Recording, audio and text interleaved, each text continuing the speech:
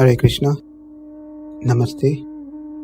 Chapter 6, entitled as Dhyana Yoga, Sloka 24 and 25. saṅkalpa-prabhavān kāmāṁs tyaktvā sarvān aśeṣataḥ manasaivendriya-grāmaṁ viniyamya samantataḥ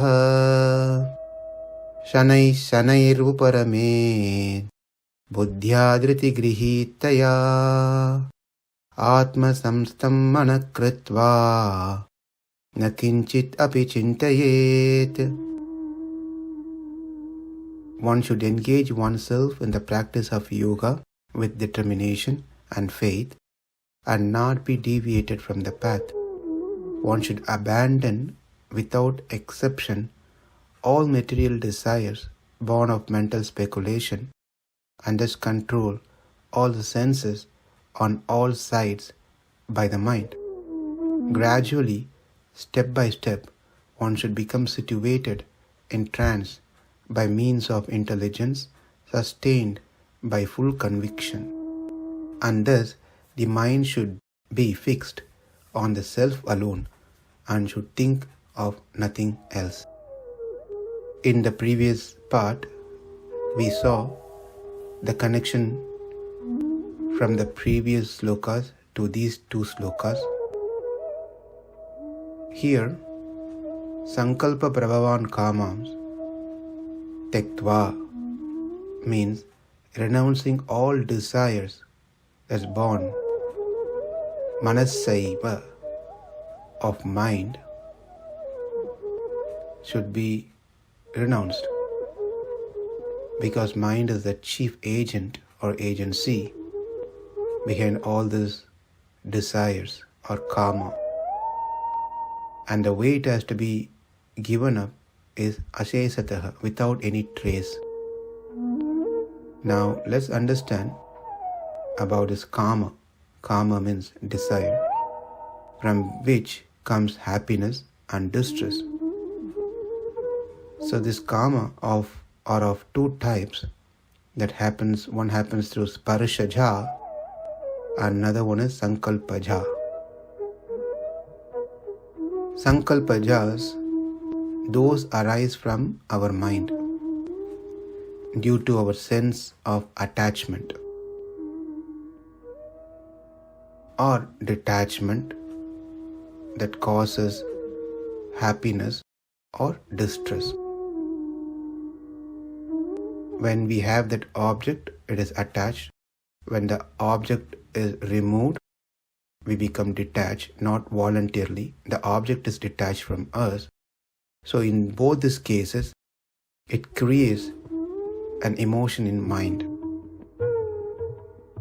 When it happens in our favor, what we think is our favor is happiness, and it happens against our favor, then that creates a distress. Saṅkalpa-jhas, that is born out of mind. The happiness derived due to thinking of my son, my house, my money, my land, etc. The happiness derived by these possessions. And the distress that comes when these things are removed or lost, and when they get separated from us. So the desire due to attachment towards our belonging, that brings happiness. And when those things get detached or removed from us, that which brings us distress, or categorized into the saṅkalpa.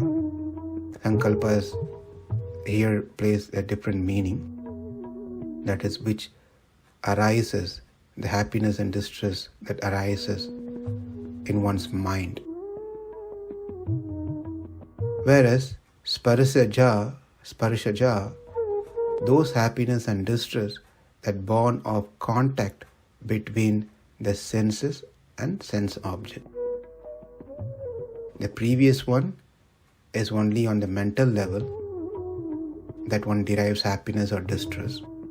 Whereas Sparshajha is when the senses, that is eyes, ears, nose, etc., get in contact with the sense objects.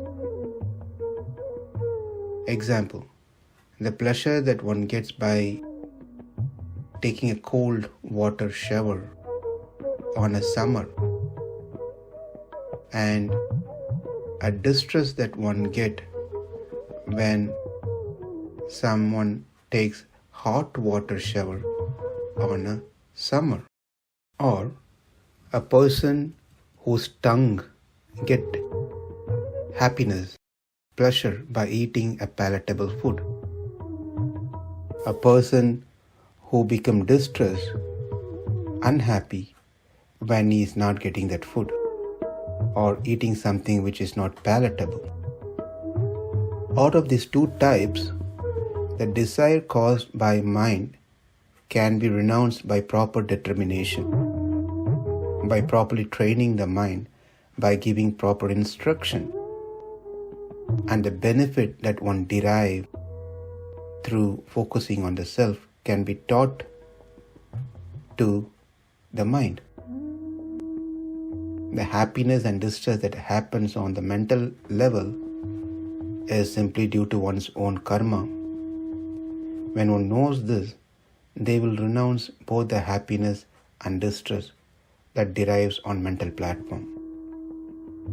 But for the other type of karma, Sparshajha, the desire is born of contact between sense and the sense object, it is not possible to give up physically.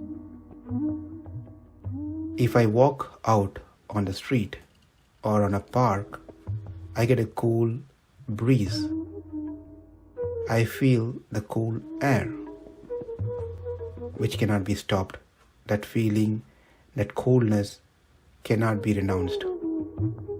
If I walk on a hot summer, I sweat, I feel heat on my body. Therefore, these things cannot be given up on a mental platform, as they will produce their effect on us. So, what one needs to do is tolerate. The implication or the effect cannot be stopped due to this Sparshajha. When the senses automatically get in contact with the external objects, external things. The only way one can take care of or address is by simply tolerating. There's no other alternate for this type of karma. The senses might push us, but we should try to tolerate them. But one should not put plans to attain these things